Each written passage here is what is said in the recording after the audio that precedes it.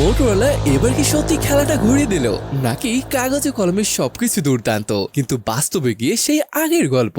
এই ফোনটা দেখার পর ভাই আমার মাথায় প্রথম 3টা প্রশ্ন এসেছে। এত বড় একটা ব্যাটারি দেওয়ার পরও কি ফোনটা ব্যবহার করতে আরামদায়ক? নতুন স্ন্যাপড্রাগন প্রসেসর আসলে কতটা পাওয়ারফুল? আর সব থেকে বড় কথা, এত হাইপের পর ফোনটা কি সত্যি রিকমেন্ড করার মতো, নাকি বাজারে এর থেকেও বেটার অপশন আছে?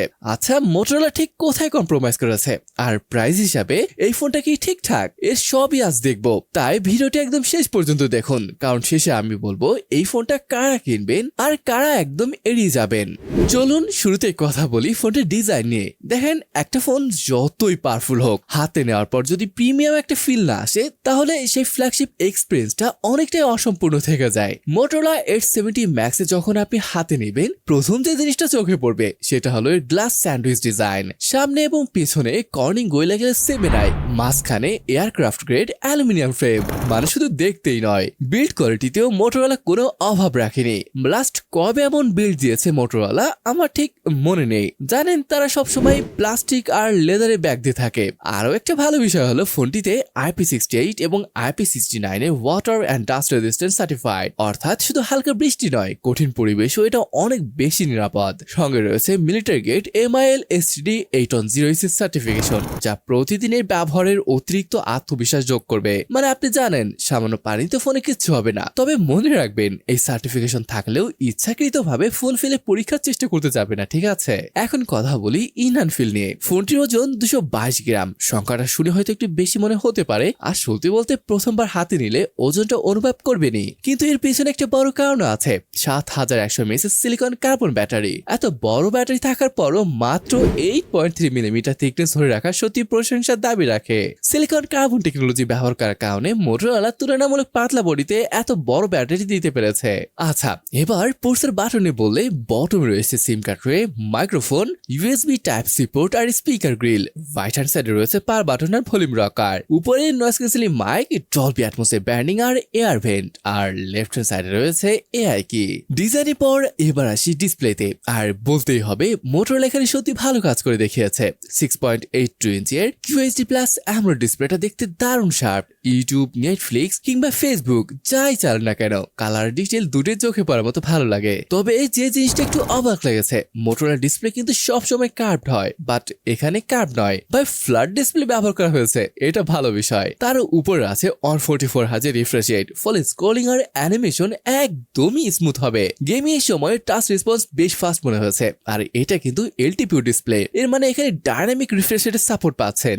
আউটডোরে ব্যবহার করলে ভিজিবিলিটি নিয়ে খুব একটা চিন্তা করতে হবে না। রোদের মধ্যেও স্ক্রিন সহজে দেখা যায়, কারণ এখানে ব্যবহার করা হয়েছে 7000 নিটস পিক ব্রাইটনেস। বেজেলগুলো দেখেন ইউনিফর্ম সাইজের, ইনফ্যাক্ট এটাকে পাতলাই বলা যায়। তাছাড়া এখন যে পরিমাণে বৃষ্টি হচ্ছে, ডিসপ্লেটা যদি বৃষ্টি লাগেও তারপর পরিষ্কার করা ছাড়াই ইউজ করতে পারবেন, কারণ এখানে স্মার্ট ও ওয়াটার ট্রাসের সাপোর্ট দিয়েছে। সবনের ডিসপ্লে নিয়ে আমার তেমন কোনো অভিযোগ নেই। এই দামে OnePlus, Xiaomi কিংবা IQ এর ফোনগুলোর সঙ্গে সহজে প্রতিযোগিতা করতে পারে। Now let's talk about performance. Motorola H70 Max এ রয়েছে নতুন স্ন্যাপড্রাগন 8 Gen 5 চিপসেট, যেটা নিয়ার ফ্ল্যাগশিপ লেভেলের। আর ডেইলি ইউজেজের কথা বলে অ্যাপ ওপেন করা, মাল্টিটাস্কিং, সোশ্যাল মিডিয়া ব্রাউজিং কিংবা ভিডিও এডিটিং সবকিছু একদম স্মুথ মনে হবে। কেনই হবে না? আনসুতে স্কোরটা দেখেন, 3.1 মিলিয়নের মতন এটার স্কোর আসে, নিয়ার ফ্ল্যাগশিপ লেভেলের স্কোর। বেস ভ্যারিয়েন্টি 8/256 GB আর হাইয়েস্ট ভ্যারিয়েন্টি 12/256 GB। সঙ্গে রয়েছে LPDDR5X র্যাম আর UFS 4.1 স্টোরেজ, ফলে অ্যাপ লোডিং স্পিড এবং ফাইল ট্রান্সফার দুটোই দ্রুত অনুভব হবে। গেমিং ক্ষেত্রে ফোনটা ভালোই কনফিডেন্স দেয়। গেমিংয়েও CDM অন 20 FPS, BGMI এখন 90 FPS, আবার gentian impact close two 60 FPS। থার্মালে কথা বলে ফোন খুব বেশি যে গরম হয় তা বলা যাবে না, কেননা এখানে দেওয়া হয়েছে 5500 square millimetre vapour cooling chamber. CPU throttle, Geekbench score দেখতে পাচ্ছেন, খাপটা কিন্তু ভালো লাগার মতো নিয়েছিল। তবে একটা ব্যাপার, এখানে USB 2.0 দিয়েছে। এটা ভাই গেমিং ফোন, এখানে অবশ্যই USB 3.1 দেওয়ার দরকার ছিল বলে মনে করি। মোটরোলা এখানে দিয়েছে তাদের সব থেকে বড় 7100 mAh সিলিকন কার্বন ব্যাটারি। সংখ্যাটা দেখে বোঝা যায় হেভি ইউজারদের কথা মাথায় রেখে ফোনটা তৈরি করা হয়েছে। চার্জিং এর দিকেও হতাশ করবে না। 90 ওয়াটের টার্বো পাওয়ার ফাস্ট চার্জিং থাকায় অল্প সময়ে অনেকটা চার্জ হয়ে যায়। পাশাপাশি 25 ওয়াটের ওয়্যারলেস চার্জিং এর সুবিধাও পাচ্ছেন, যা এই প্রাইস সেগমেন্টে খুব বেশি ফোনে দেখা যায় না। এছাড়া আরো 5 ওয়াটের ওয়ার্ড রিভার চার্জিং এর ব্যবস্থা রাখা হয়েছে। সব মিলিয়ে ব্যাটারি আর চার্জিং এর দিক থেকে Motorola 870 Max সত্যি একটা স্ট্রং প্যাকেজ। ওয়েসনি বললে এখানে হ্যালোওয়্যার রয়েছে বেসড অন অ্যান্ড্রয়েড 16, 3 বছরের মেজর অ্যান্ড্রয়েড আপডেট এবং 5 বছরের সিকিউরিটি আপডেট এখানে পেয়ে যাবেন। এটা আসলে খুব ক্লিনিয় হিসাবেই ধরতে পারেন। কানেক্টিভিটিও ভাই এটা চমৎকার। এখানে 5G রয়েছে, dual 4G 4T, Wi-Fi 7, Bluetooth 6.0, NFC, Wi-Fi calling এর সবই রয়েছে। এছাড়া এখানে কিন্তু eSIM-এর সাপোর্টটাও পাচ্ছেন। সেন্সরে যদি বলি, দেখেন এখানে যদি আল্ট্রাসোনিক ফিঙ্গারপ্রিন্ট সেন্সর হতো ব্যাপারটা ভালো হতো, বাট এখানে আমরা পাচ্ছি অপটিক্যাল ফিঙ্গারপ্রিন্ট সেন্সর, যেটা আমার একটু ভালো লাগেনি। এছাড়া ফেস আনলক রয়েছে যেগুলো ভালোভাবে কাজ করে।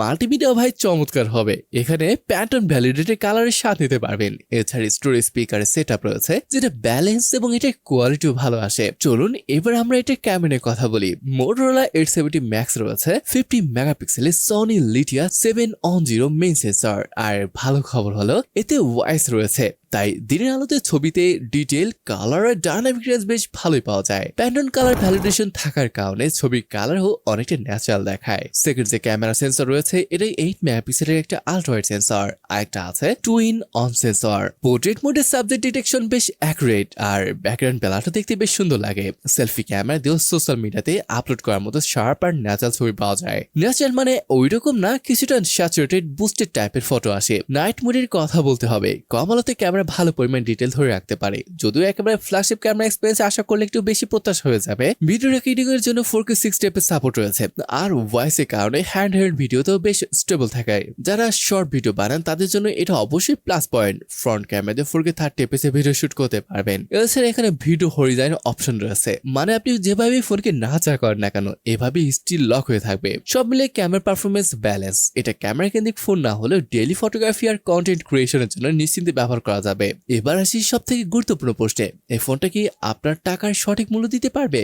Motorola 870 Max এর আনঅফিশিয়াল দাম প্রায় 70,000 টাকা হতে পারে। এই বাজেটে OnePlus, Xiaomi, Samsung আর iQOO এর মতো বেশ কিছু শক্তিশালী প্রতিদ্বন্দ্বী রয়েছে, তাই সিদ্ধান্ত নেওয়ার আগে তুলনা করাটা খুবই জরুরি। এই ফোনটা আসলে যা ভালো লেগেছে, premium glass and metal build, দারুণ QHD+ AMOLED ডিসপ্লে, শক্তিশালী স্ন্যাপড্রাগন পারফরমেন্স, বিশাল 7100 mAh এর ব্যাটারি, ক্লিন অ্যান্ড্রয়েড এক্সপ্রেস, ভালো স্টোরেজ স্পিকার এবং মোটামুটি ভালো মানের ক্যামেরা। যেখানে একটু কম্প্রোমাইজ আছে USB 2.0 পোর্ট। ক্যামেরা ভালো হলেও এই দামে বেস্ট ক্যামেরা ফোন বলা যাবে না। তাহলে কারা কিনবেন? যদি আপনার দরকার হয় পাওয়ারফুল পারফরমেন্স, দীর্ঘ ব্যাটারি ব্যাকআপ, প্রিমিয়াম ডিসপ্লে আর ক্লিন সফটওয়্যার, তাহলে Motorola 870 Max অবশ্যই শর্ট লিস্টে রাখতে পারেন। কিন্তু যদি আপনার প্রথম প্রায়োরিটি হয় ক্যামেরা, তাহলে একই বাজেটে অন্য কিছু অপশন একেবারে দেখে নেওয়া ভালো। Motorola এবার সত্যি অনেক ব্যালেন্স একটা স্মার্টফোন তৈরি করেছে, তবে কেনার আগে অবশ্যই সেই সময় মার্কেট প্রাইস আর কম্পিটিটরদের দাম একবার মিলে নেবেন। ভিডিওটি যদি ভালো লেগে থাকে তাহলে অবশ্যই একটা লাইক দিন, চ্যানেলটি সাবস্ক্রাইব করুন আর কমেন্টে জানিয়ে দিন আপনি কি Motorola 870 Max কিনবেন নাকি অন্য কোনো ফোন আপনার পছন্দ। আমি আজকের মতো বিদায় নিচ্ছি, আল্লাহ হাফেজ।